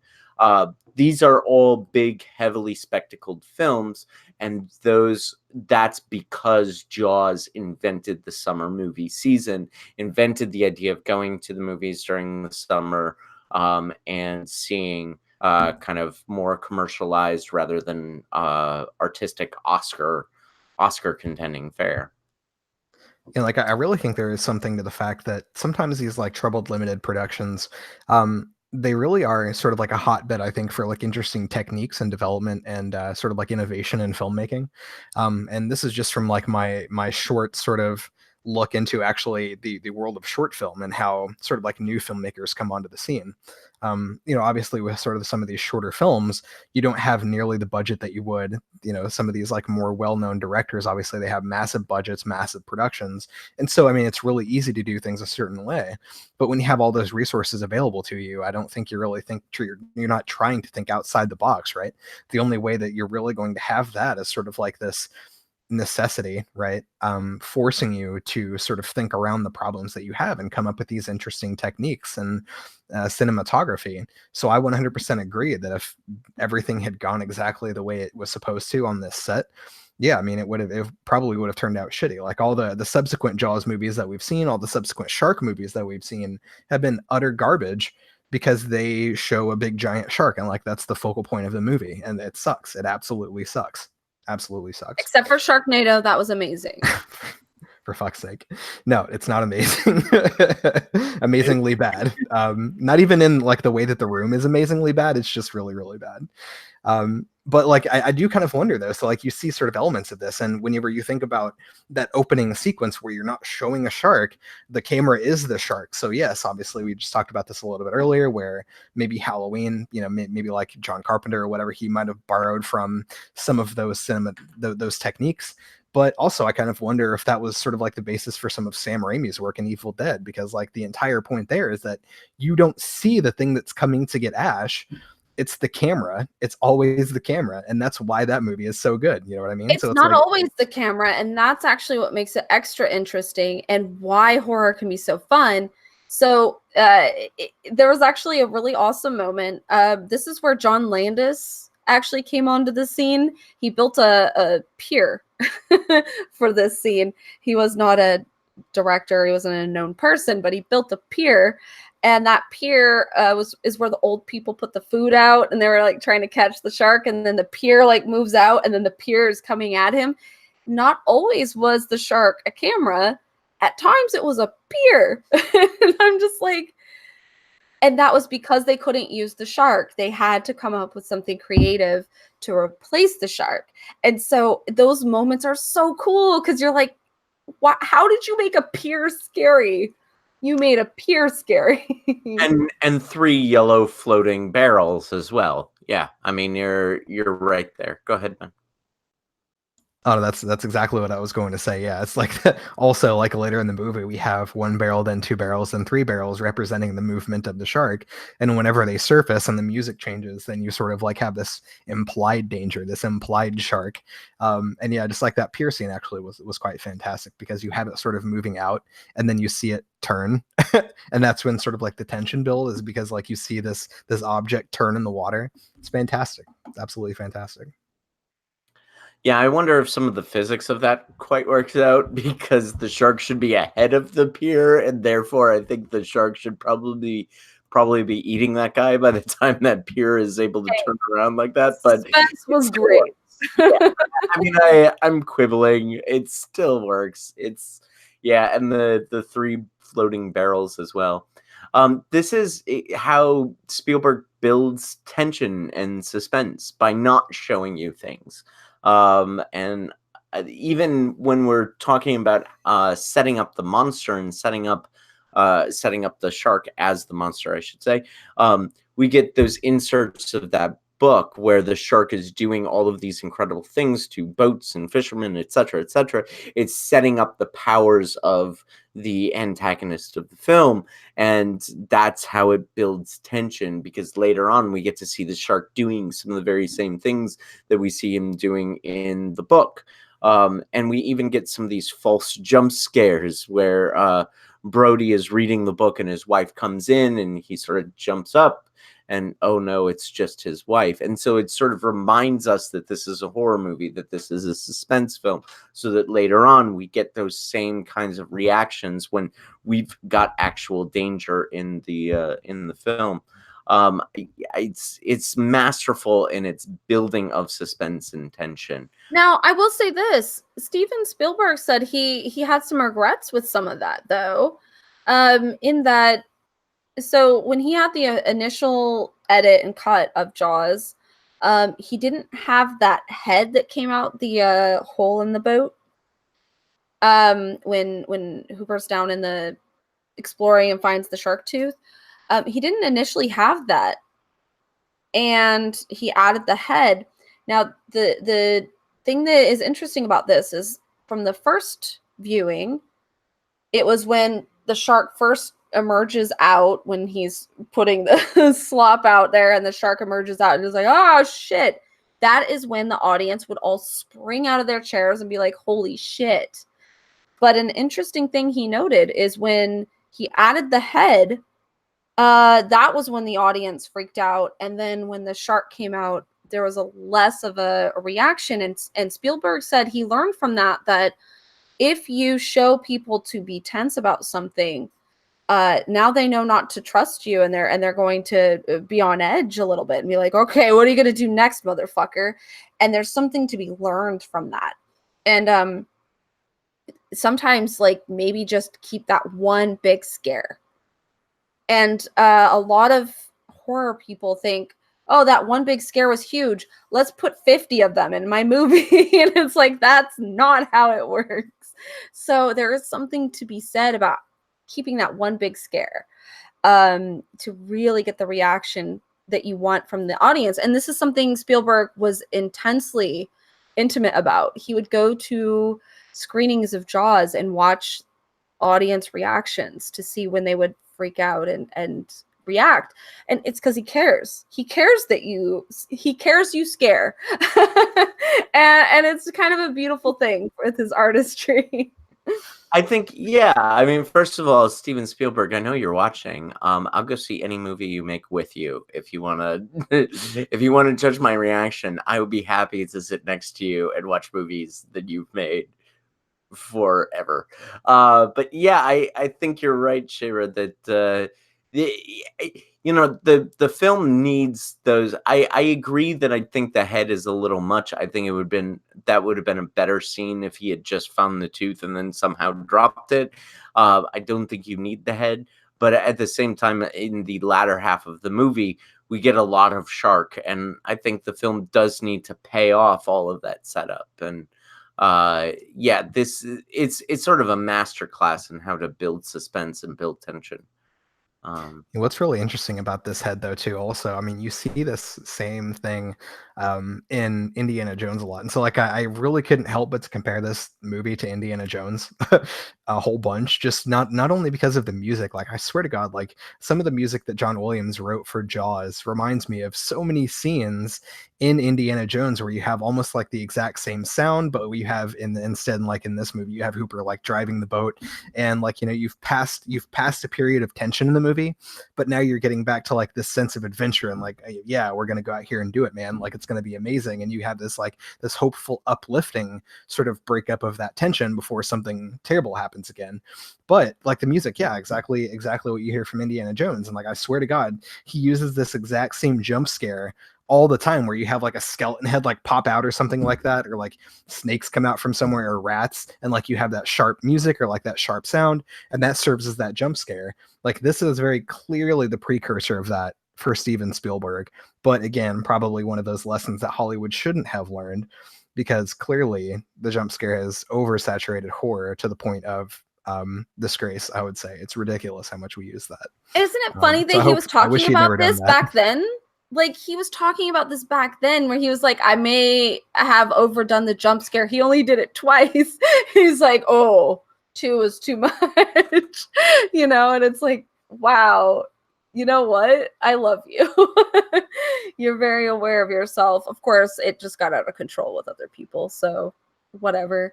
But I would like to go to, if we're going to talk about scores, John Williams. This score is fucking amazing. Holy shit. But what's funny about it is, I don't know if this is true, but I read it, that when John Williams presented him the music, that he laughed because he thought it was a joke, and he was like, so really, where's the music? And think about it. Like, you're like, okay, guys, here you go. Here's my score. You ready? Do. No, seriously, where's the, hold on.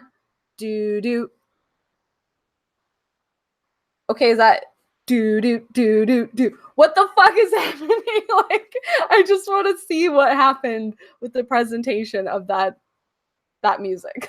Like, I want a Family Guy like animated version of what actually occurred here, because it needs to be a thing. You know, I had never thought of that before, Shayra. I was always thinking this is, well, it won the Academy Award for Best Score, and it rightly deserves it. I had never realized when it won the Academy Award.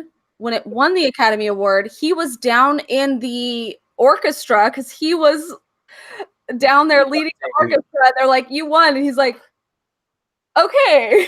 But I'm gonna go get fellas. I've got to go up there.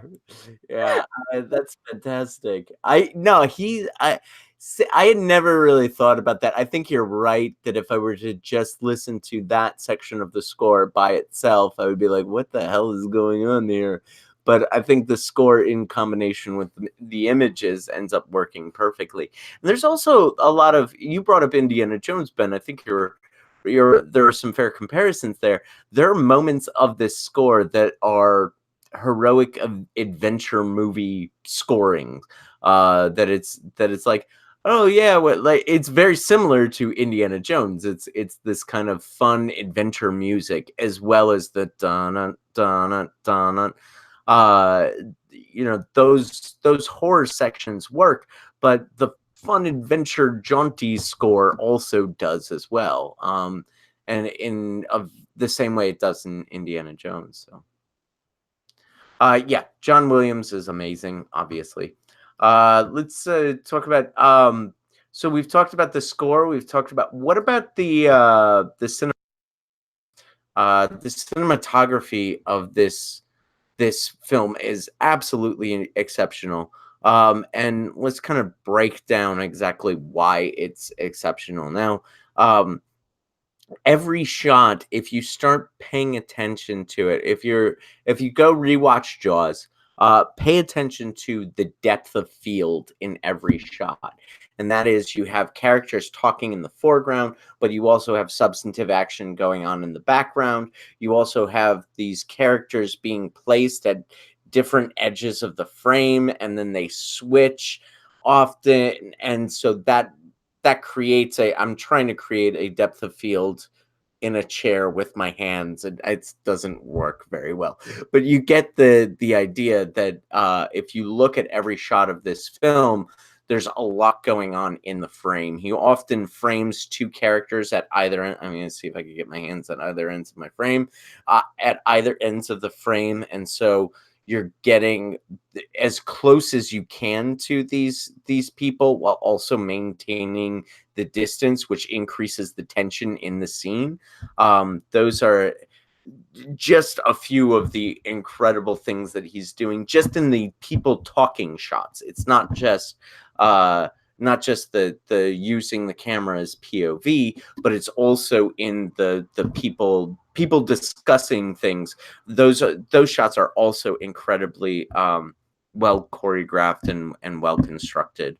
Do you guys have anything to add about the cinematography of this film? All I can say is that the scene where he sees Alex getting destroyed in the water, where you see him sitting there and he's getting his shoulders rubbed, and it goes into him, and then the whole background is like, the perspective gets crazier. That is actually known as, in a lot of places now, the Spielberg or the Jaws shot. It's not that he originated it, it's that he made it huge with that one shot. It made it that shot. And that's so funny to me, because he's just this film buff who's copying things, right? He's like, let's make a movie. I'm going to copy some things. And then they're like, let's name it after him. Yeah, it was Hitchcock who did it first, really. It was in Vertigo. But those shots were done from like the perspective of what they would see, and to make it look like what you have when you have vertigo looking out. Spielberg used that to have a person in the shot and looking and going, oh shit. And I don't know, somehow Vertigo shot on, holy shit, that kid's getting eaten alive. It really works. It really adds horror. It really adds tension. It really adds this, like, yes, the suspense has built to this. He's watching all these people playfully screaming and laughing in the water for, I don't know, 2.5, 3 minutes, but probably in his time, much longer. Waiting. He's waiting for the worst to happen. And this is how paranoia works, right? You're like, I know it's about to happen. I'm just sitting here waiting for it to happen. They're like, oh, you're just tense. No, I know this is going to happen. Boom.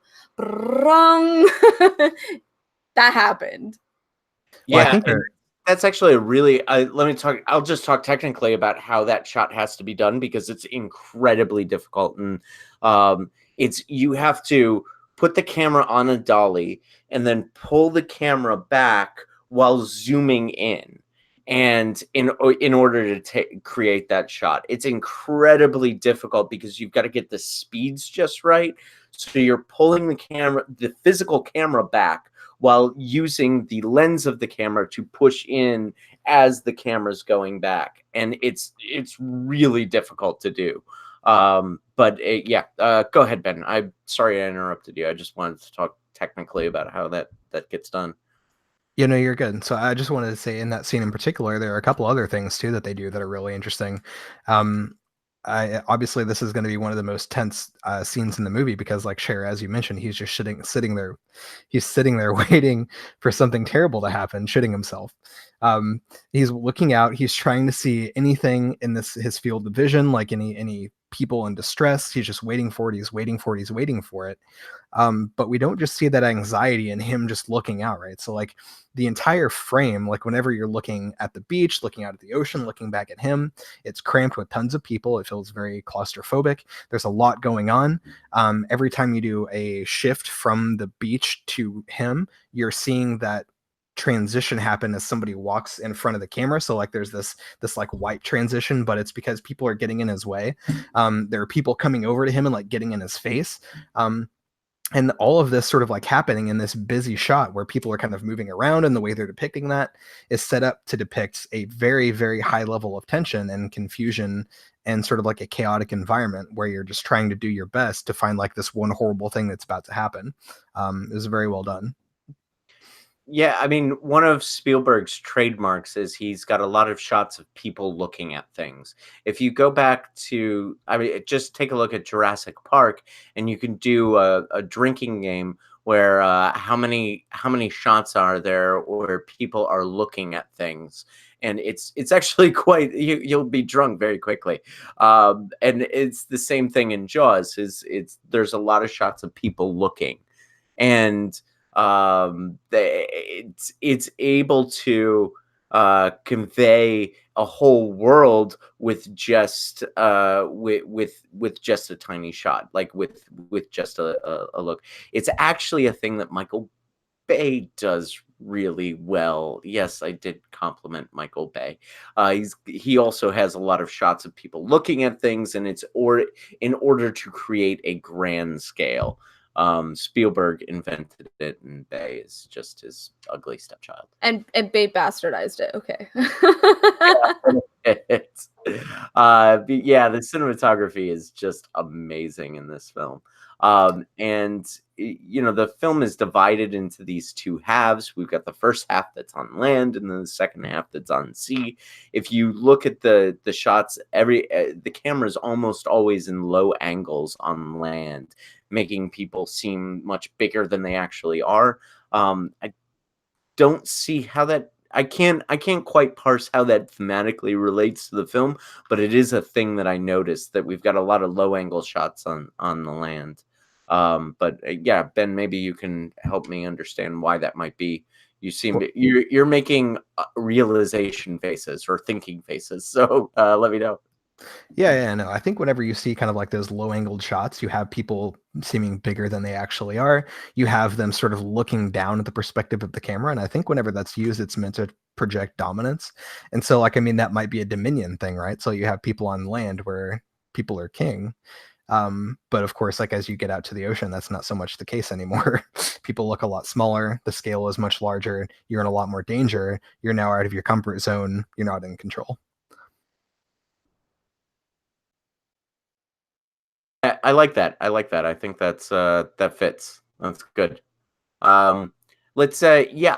One other thing I wanted to mention is the use of humor in this film. As I said before, it was the co-screenwriter Carl Gottlieb who sort of added the jokes and the funny lines. Um, and how those funny lines sort of work to dissolve tension and to add some depth to these characters. I think Richard Dreyfuss is incredibly funny in this film. There are some really good there's some moments of levity in this movie as well. What do you think? Do you agree, Ben? What do you think? Yeah, no, it's absolutely critical to the flow. Like we were talking about earlier, how we have these moments where you have this sort of like uplifting action adventure sort of like feel. But then, of course, you also have like this humor sort of seeded in as well at the very beginning of the movie, talking about like accents and doing silly stuff, or like, Richard Dreyfuss' character Hooper, he doing those like crazy faces, or just really his reactions whenever he's in arguments with people about things. He's kind of making these like snide comments or whatever, is like these sort of like sarcastic wit that he has about him. Yeah, no, it's great, and I think that sort of probably goes back to a lot of our discussions about how sort of like comedy and horror do go so well together, because it's really about the timing, but it's also about pace. It's about understanding how to manipulate emotional states, I guess, right? So it's like you have this sort of this lull period, or maybe even like just a shift in emotion before we go back to like that really sort of accentuated period of horror. You see this. I think one really good example of this for comedy actually is if you've never seen Zach Galifianakis stand up. He's really really good at this. Surprisingly, he's a super goofy character in all of his movies, but whenever you see his stand up, he uses this masterfully, where you have a joke, it hits, he's got the punchline, everyone's laughing. Then he intentionally lets everything get quiet and get a little bit awkward, and then just pauses or does something else. And in some of his work, he plays the piano a little bit, like in between his jokes, really, really well, just to give you kind of like that rest, that settling period, because that makes the other peak hit much harder. And that's probably why so much of this film in the tense periods works so well, is because you do get that little bit of time to just sort of relax and shift. You're not always on, you know what I mean? That tension's not always there, so you can't get sort of like desensitized to it. Yeah, you're absolutely right. I think there's sort of this idea of comedic relief, and the relief is from the tension, and it also gives these characters a lot more depth, I think, as well. The people laugh during tense moments, or they try and make jokes to quell the tension, often. So, all right. Are we about ready for final thoughts, or do we have anything else we want to say about this film before we jump into our scores and rating Can it? I tell a weird story? I don't know if it's true. Well, what would a Deadly Analysis podcast be without a weird story from all of us? Yes, Yeah, definitely. I don't know if it's true, but I read it somewhere and I'm like, I love it. I don't care if it's true or not. So the woman who goes up onto the beach with the black veil, and she pulls it back, and then she slaps the shit out of Brody. Uh, Apparently that took like 17 takes, and because she couldn't fake a slap, she was legitimately slapping the shit out of Brody for having her son Alex get killed, because she didn't tell anybody or warn anybody with the signs he was ready to put out, but the mayor told him not to. So she was mad at him, and he was like, no, you know what, she's right, I fucked up here. But what's interesting is she later on, years later, went into a seafood restaurant, and while eating there, she saw the Alex, I can't remember their last name, the something Alex something, sandwich. Kittner, Alex Kittner.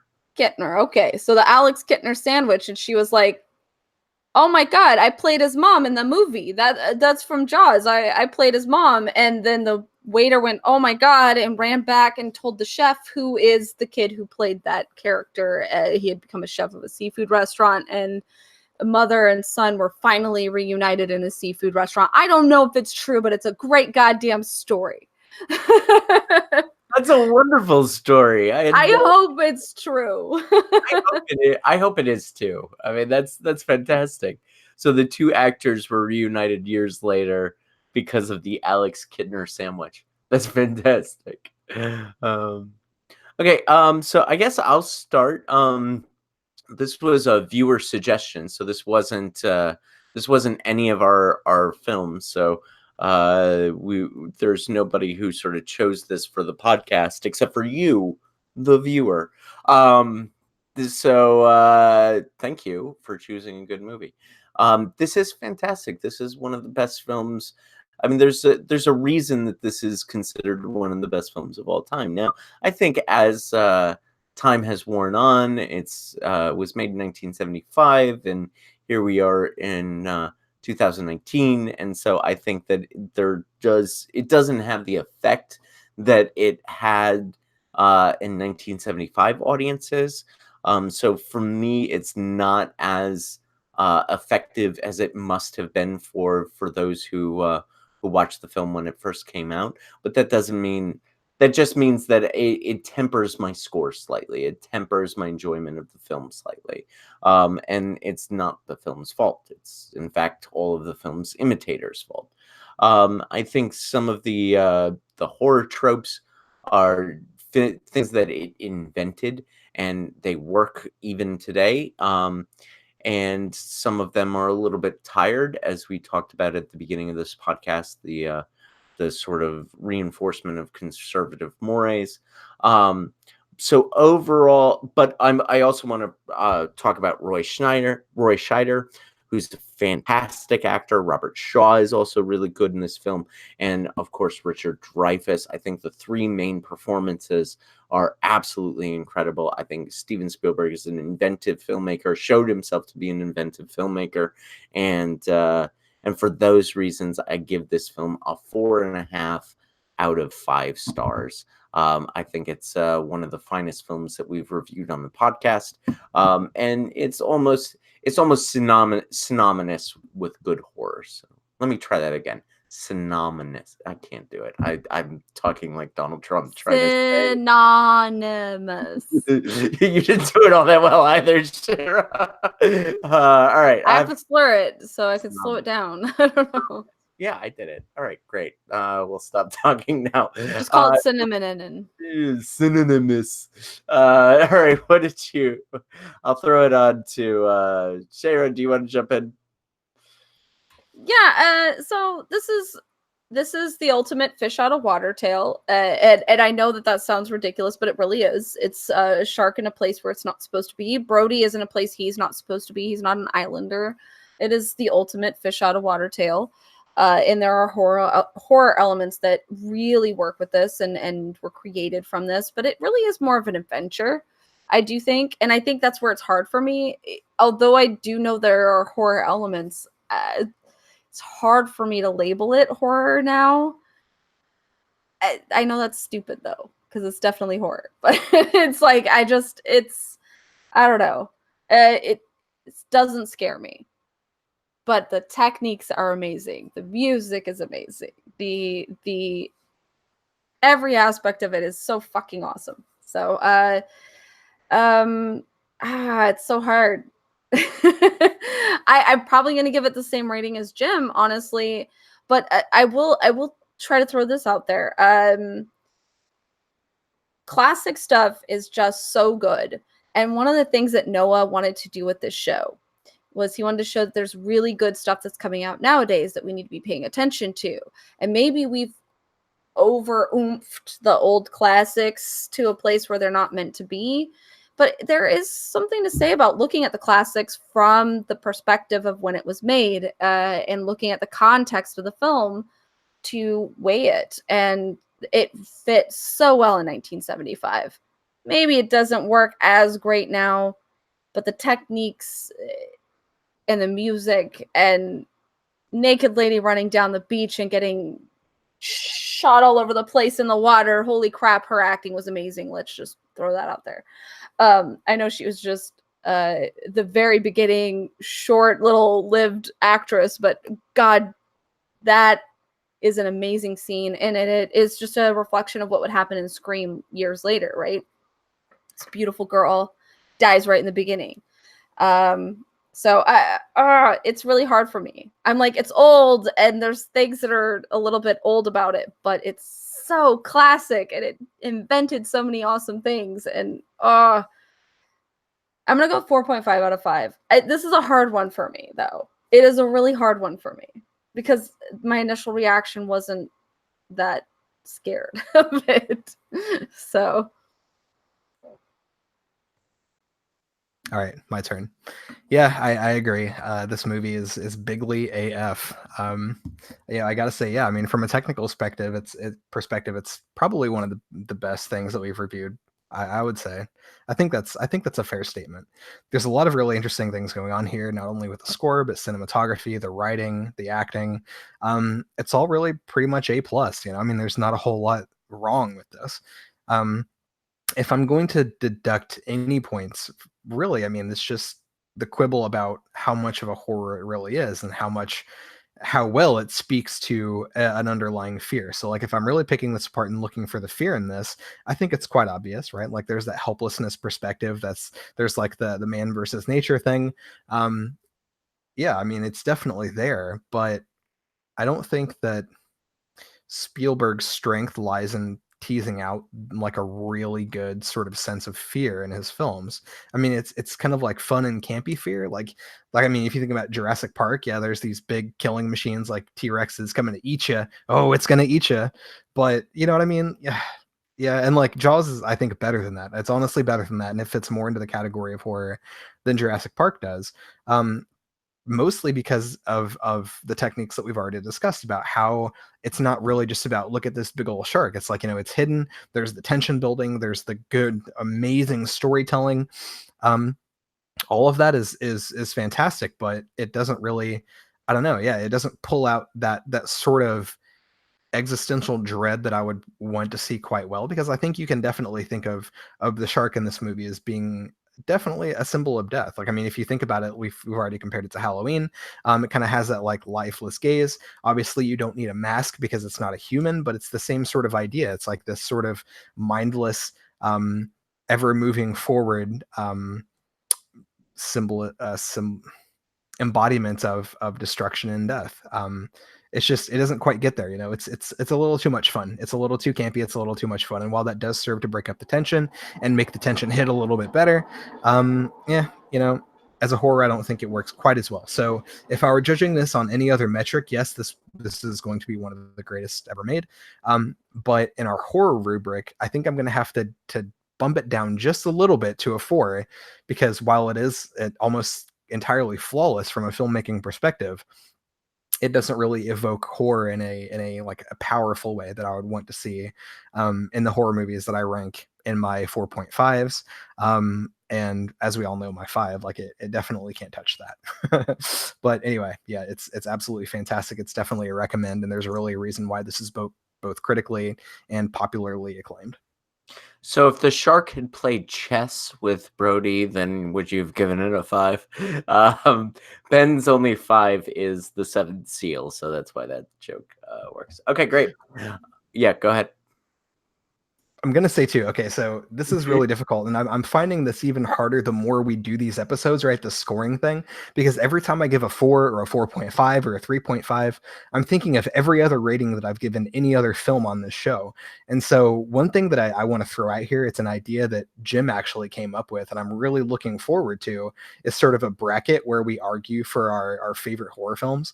And in that type of a venue, I might have to rethink some of my previous scores. You know what I mean? So anyway, I hope that's an interesting idea, because I'm kind of like pitching it out there. I would love to sort of like compare some of these older picks that we've already done and maybe do a little bit of rescoring.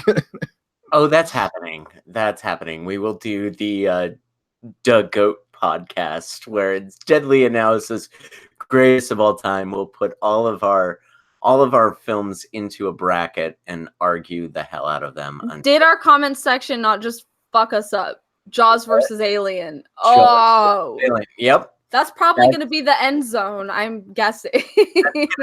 Yeah, it might be in the final 4. I mean, we've got Event Horizon running around there. We've got Dr. Caligari. For those of you, so a sort of inside radio talk for those of you in the comments, those regular watchers in the chat right now. I have taken all of our scores for all of our podcasts and put them into a spreadsheet. And so I've got the average score rating for every single film that we've ever done. And then there will be a bracket, sort of March Madness style bracket that we will do. That will be a grand episode with once Noah comes back from vacation. And once we have enough films to fill out the 4 bracket, is Alien going to be in the first seed? I don't know. We will see once the bracket comes out. So that's what they call in the business, a tease. All right. So thank you for joining us for this discussion of Jaws. Hopefully we said one thing, maybe just one minor thing that hasn't been said about this movie in the past. It's been argued as fantastic to the death by other people. So hopefully we've added to that conversation. Join us next week where we will take another film that is often not talked about, Rear Window. And we will be talking about Hitchcock's masterpiece, Rear Window. For me, it is the best Hitchcock film. We will dive deep into that. It'll be Shara, Ben, and I again. And I will probably argue that it's not the best, and it'll be a fight to the death. Yes. Look forward to that, guys. No. Yes, it will be a fight to the death. Yes. So Rear Window. That is next week. Join us then. Be sure to visit our social media. We are on Instagram, Facebook, Twitter, SoundCloud, and we have a website, deadlyanalysis.com. Be sure to visit there. And be sure to like, share, and subscribe this very video. So we will see you then, and we will also have more 2-minute analyses coming out Wednesday and features as part of our shortcut segment on Friday. So until then, thank you for joining us. Have a good night.